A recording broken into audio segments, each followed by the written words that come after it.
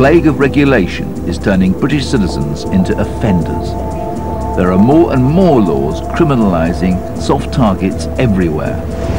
In Birmingham, they're terrorising Christmas shoppers like this. Could I have a word with you, please? Yes, sir. I'm the environmental warden from Birmingham City Council. You've just thrown a cigarette end on the floor. Yes. That's actually littering, and it's an offence under Section 87 of the Environmental Protection Act. How much is that then? It's a £50 fixed penalty notice. £50? The 2003 Local Government Act allowed councils to cash in by fining litter lads. Plenty are following the example of Birmingham. In the first 3 months after the Act was passed, no less than 4,688 fixed penalty notices were issued across Britain. Unfortunately, I've just dropped a cigarette out on the floor. Because it is an offence, I'm going to serve you with a fixed penalty notice. It's just a ridiculous way for the council to make some more money, because if we don't pay enough tax as it is, it's just completely disproportionate to the crime, and it's just ridiculous. The City Council spends annually £8.2 million on picking up litter. You know, we feel as though a £50 fixed penalty notice is just for the cause. We followed the Environmental Crime Unit, and we did see a lot of litter on the streets.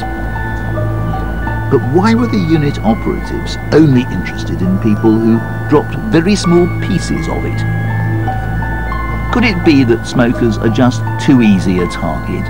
You can calculate with precision timing the exact moment the crime is going to take place. Excuse me, sir, can you just stop a second, please? My name is Janet Bradley, I'm from Regulated Services, Birmingham City Council. Unfortunately, I've just witnessed you drop the cigarette end on the floor. The police ought to be out catching real criminals, but they have to be here to support the council officials. The waste of resources doesn't end there. If the individual doesn't pay within 14 days, we'll then put a prosecution file together and go to the magistrate's court. The magistrate has powers to fine culprits up to £2,500 and you'll get a criminal record. Dropping litter is a criminal offence, but this victimisation of smokers achieves little more than turn the most minor offenders into criminals. This is blatant harassment of ordinary, decent people who are simply trying to cope with the stresses of their everyday lives. But it's soon to get even worse. Government proposals enshrined in the Clean Neighbourhoods and Environment Bill 2004 will raise the fine by 50% to £75, as well as give 10,000 town and parish councils across Britain the power to fine litter lads.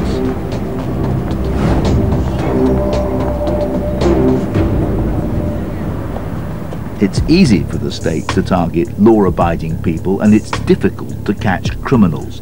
That's why they're pursuing smokers, and that's why they're after law-abiding, hard-working businessmen. Like Michael Isaac. This man does something very remarkable and admirable. He manufactures goods, he exports them to overseas markets, and he employs 40 people. And believe it or not, the British government is intent on closing him down and turning him into a criminal. Name for me all the agencies and authorities you can think of who can send you to prison or fine you or whatever. Well, the health and safety are the ones that we're always most wary of. The fire officer, of course, they can send us inside Who now. else? The customs and excise. Customs excise is vast now, takes on lots of areas. Trading standards sometimes complain about something or other. There's probably a lot of others. I prefer not to think about it too much. For small firms, one of the biggest concerns is the criminalisation of the fining system, whereby if they fall foul of a regulation, they could end up at a magistrate's court or a criminal court, and then their whole livelihood is then put at stake. This power to threaten imprisonment is in the hands of individual civil servants who can behave in an arbitrary way. I had a visit from a health and safety inspector, and we had a bottle of, it was a bottle of Ajax, the powder, which used for cleaning the sinks, and he told me it's got to be in a locked cabinet. And I got a little bit upset, I must admit. I said, this is absurd, and it developed into a sort of an argument, which resulted in him actually saying to me, I'll get you. And he did. He really did. I got improvement notice after improvement notice. potentially a spell inside. The more we pile on these burdens on British business, the less competitive we get, and there needs to be a much more precise measure of what is the good that is being achieved by these kind of interventions.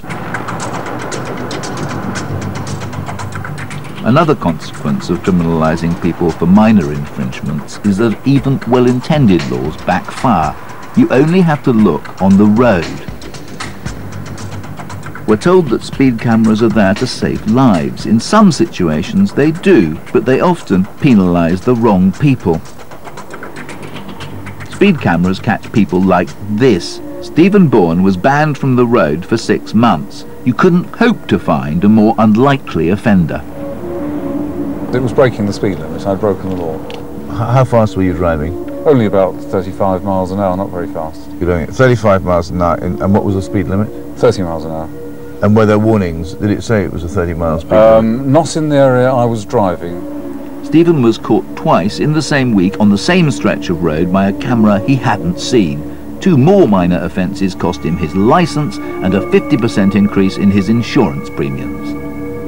I've lived here for 37 years, and until the speed cameras were installed, I drove what I felt was correctly for the traffic conditions at the time. Now back on the road, Stephen has changed his style and made the roads more dangerous as a result.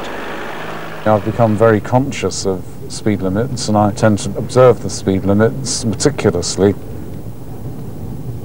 The person behind me is making rude signs and getting very irritated. But now we've got a 40 mile an hour limit, so I'm going to speed up across the 40 mile an hour limit. Oh dear, I've got to slow down again. There's a 30 mile an hour limit. I've gone from 20 to 40. Now there goes a car overtaking, very angry, because I've been following another one overtaking, because I'm following the national speed limits. This is fairly typical of cars when you do follow the national speed limits. They get very angry and they overtake aggressively. So does catching out people like this really make the roads safer? Steve Walsh was the policeman responsible for setting up speed cameras in Staffordshire. In the case of saving lives, you're supposed to target those who are likely to cause the greatest risk. And in most cases, this is the fast drivers, the drink drivers, the ones without insurance. From my experience, both as a camera office manager and also from being a traffic officer, targeting motorists across the board for low speed offence infringements is not addressing the issue of serious and fatal accidents. Consider these astonishing facts. The number of people fined or prosecuted as a result of speed cameras has trebled over the last 5 years, but the number of deaths on the road has actually risen slightly. The question to be asked is this: are speed cameras anything to do with making the roads safer, or are they just another cynical way of making money? When the law doesn't do what it says it's there to do, it loses credibility and respect. We're a very law-abiding country as a whole, and by and large we obey the law because we believe it's right for us to obey the law. We don't need to be punished to make us obey it, but the more and more laws you pass that people think are not justified, the more people are going to say, I'm not going to obey the law, I don't believe it's a justified law, I don't believe it's ever been assented to by any democratic process that I can have any input into, and I have a moral right not to obey it. Once that happens on a big scale, we lose an important part of the fabric of our society. This danger is increasing. We've already seen the protests against the imminent ban on fox hunting. In addition, the last Parliament ended with a mass of vexatious new laws restricting things that used to be up to the individual, like how you eat and how we discipline children. It was followed by the Queen's Speech, which proposes even more offences. The Clean Neighbourhoods and Environment Bill would allow your council to fine you £5,000 for leaving your lights on. That's on top of ID cards, a ban on religious jokes, smoking in public places, and plenty more besides.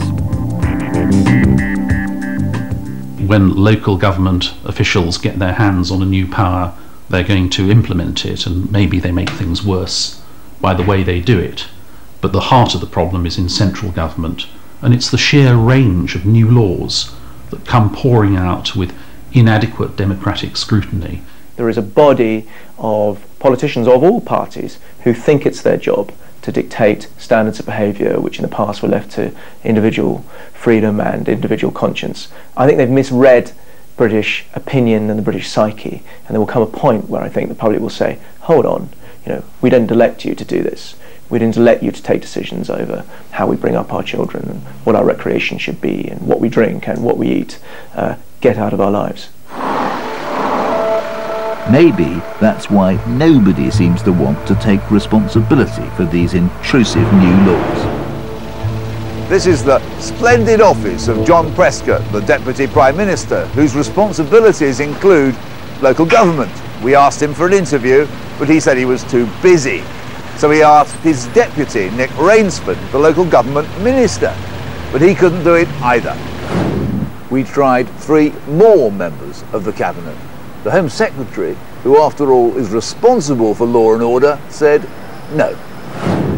Environment Secretary Margaret Beckett, whose department encourages things like litter fines, declined. She suggested we try her deputy, Alan Michael, but he wasn't interested either. We tried Alan Milburn, the big wheel in the Cabinet Office, but he wouldn't talk to us. And then we discovered, deep inside the machinery of government, something called the Regulatory Impact Unit. But they were in no hurry to talk either. Nobody wants to be held to account.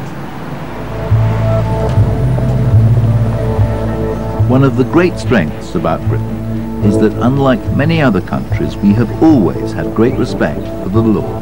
That respect is now beginning to weaken. A mass of unfair, unreasonable and often petty legislation is bringing the law into contempt, and that is dangerous.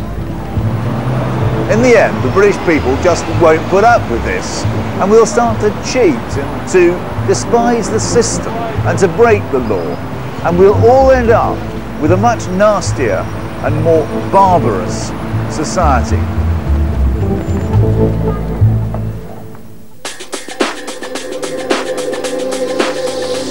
Are we really all criminals now? Tell us what you think about this programme at channel4.com/thinktv. Disturbing discoveries about childbirth and the risks to both mother and baby in next week's programme at 6. Next tonight though, the Channel 4 News.